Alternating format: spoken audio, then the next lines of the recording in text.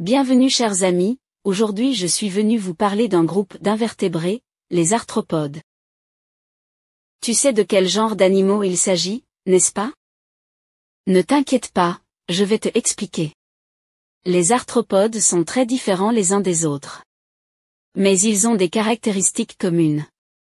Ils ont un squelette externe, appelé aussi exosquelette. Il sert à protéger leurs parties molles.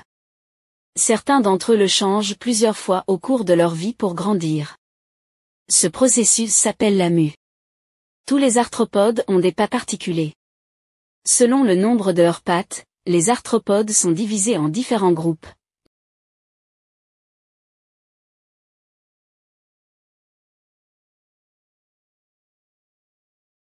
Les insectes ont 6 pattes. Les arachnides ont 8 pattes comme cette araignée. Les crustacés ont 10 pattes comme ce crabe. Et les myriapodes ont plus de 10 pattes comme ce mille-pattes. Les arthropodes peuvent vivre sur terre, dans l'eau et même voler. Et maintenant, quelques faits intéressants sur les arthropodes.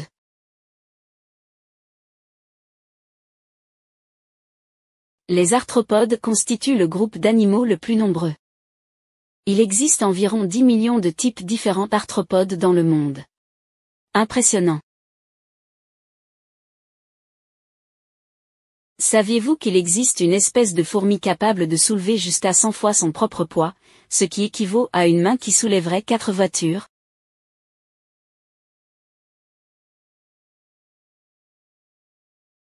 C'est tout pour les amis arthropodes.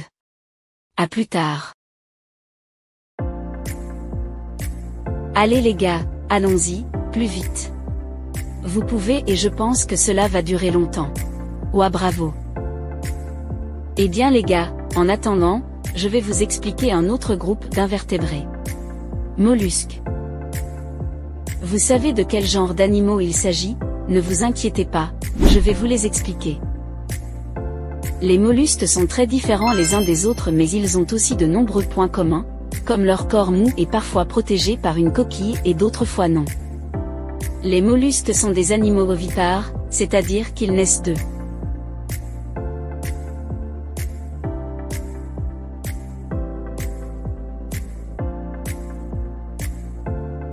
Les mollusques sont classés en gastéropodes, bivalves et céphalopodes.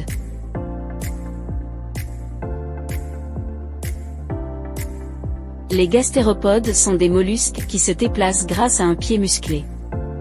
Saviez-vous que ces yeux sont situés dans les tentacules? Dans ce groupe on retrouve les escargots. Les bivalves ont une coquille qui peut se fermer hermétiquement pour se protéger des prédateurs. Ils vivent dans la mer et sont normalement attachés aux rochers ou au sable.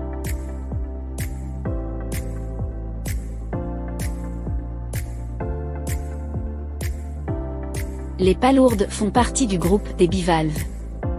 Les céphalopodes n'ont pas de coquille et possèdent de longs tentacules. Nous ne pouvons les voir que dans l'eau. Les calmars font partie du groupe des céphalopodes. La plupart des mollusques, comme les calmars, vivent et se déplacent en nageant, bien qu'il existe des mollusques comme les patelles qui vivent attachés aux rochers ou les couteaux qui vivent enfouis sous la terre. Saviez-vous qu'il existe des calamars pouvant mesurer jusqu'à 14 mètres, soit la taille d'un immeuble de 5 étages? Impressionnant. Mais si ça continue comme ça, je pense que cette course d'escargots n'a pas été une bonne idée et bien j'encouragerai avec plus d'enthousiasme à plus tard. Salut les amis. Regardez combien de vers de terre il y a ici. Eh bien, cela me rappelle que je dois expliquer ce groupe d'invertébrés, les vers. Savez-vous de quel type d'animaux il s'agit? Je vais vous l'expliquer. Les vers sont des animaux au corps allongé et mou. Leur peau est humide et ils respirent à travers elle. Quelle curieuse vérité! Et comme vous pouvez le constater, ils n'ont pas de jambes. Ils se déplacent donc en traînant leur corps grâce à leurs muscles et à de minuscules pointes appelées soies qui piquent partout où ils passent.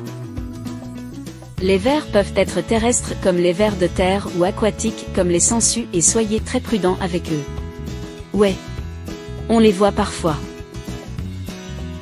je vais vous raconter quelques curiosités sur les vers. Saviez-vous que les vers de terre sont extrêmement importants pour la santé du sol? Grâce aux tunnels, ils extraient l'oxygène du sol et transportent les nutriments et les minéraux tout au long de leur voyage. Quelle longueur diriez-vous que mesure le ver le plus long jamais trouvé? 1 mètre 2,5. Non, le ver le plus long jamais trouvé mesurait 55 mètres. Eh bien les gars, je vais continuer à réparer mon jardin, à plus tard.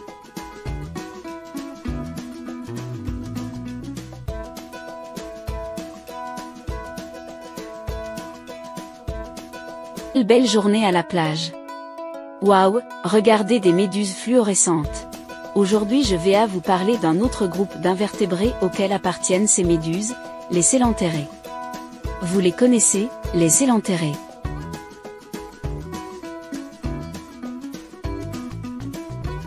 Ce sont des animaux marins divisés en deux groupes, les méduses et les polypes. Les méduses ont un corps gélatineux et sont presque transparents.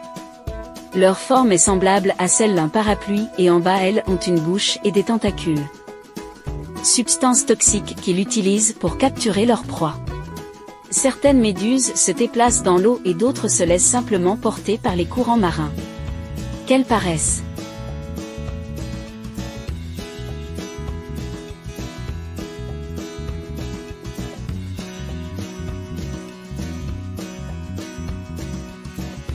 Les polypes constituent l'autre groupe de célanthérés. Ils vivent attachés aux rochers et aux coraux grâce à une sorte de ventouse avec lequel ils les remarquent. Ils ont également des tentacules et une bouche qu'ils utilisent pour se nourrir, bien que contrairement aux méduses, il les ait sur le dessus. Attention, on voit qu'aujourd'hui les célanthérés ont faim. Comme vous pouvez le constater, il y a des célanthérés. Il en existe de nombreux types et couleurs et peut être très joli. Avez-vous déjà été piqué par une méduse? Si jamais vous en voyez une sur la plage, le mieux est qu'il s'agit de ne pas perdre son sang-froid et de s'éloigner lentement. Les méduses n'attaquent jamais. Quand les êtres humains piquent, c'est uniquement parce que vous croisez leur chemin. Eh bien les amis, je vous quitte. J'espère que tu l'as aimé.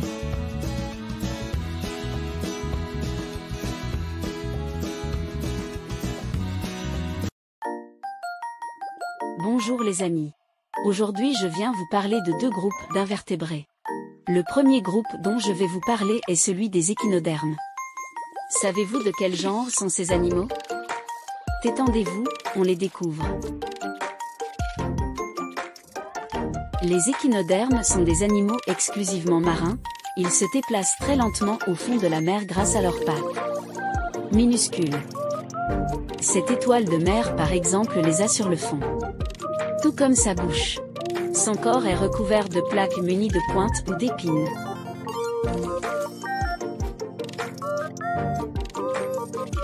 Waouh, as-tu vu ces pourcins? Soyez très prudents avec eux. Au sein du groupe des échinodermes, nous avons également des concombres de mer et des nénuphars. Quels animaux amusants! Voulez-vous entendre un fait curieux? Saviez-vous que lorsque les étoiles de mer perdent certaines de ses extrémités, un nouveau pousse à sa place?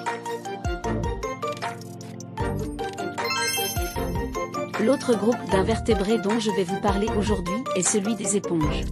Les éponges sont des animaux au corps poreux, beaucoup sont doux et lisses mais d'autres peuvent être durs et rugueux. Ils ne vivent que dans les mers et les océans et sont généralement soumis à d'autres éléments comme les roches ou les coraux. Ils ne peuvent pas bouger. C'est pourquoi on a longtemps pensé qu'il s'agissait de plantes plutôt que d'animaux. Savez-vous pourquoi les éponges ne fabriquent pas leur propre nourriture comme les éponges? Les plantes se nourrissent de plancton et de substances organiques présentes dans l'eau par leurs pores. Saviez-vous que les éponges de mer sont utilisées depuis des siècles pour l'hygiène personnelle? Et tout cela tourne autour des échinodermes et des éponges. Je continue mes recherches sur les animaux. À plus tard.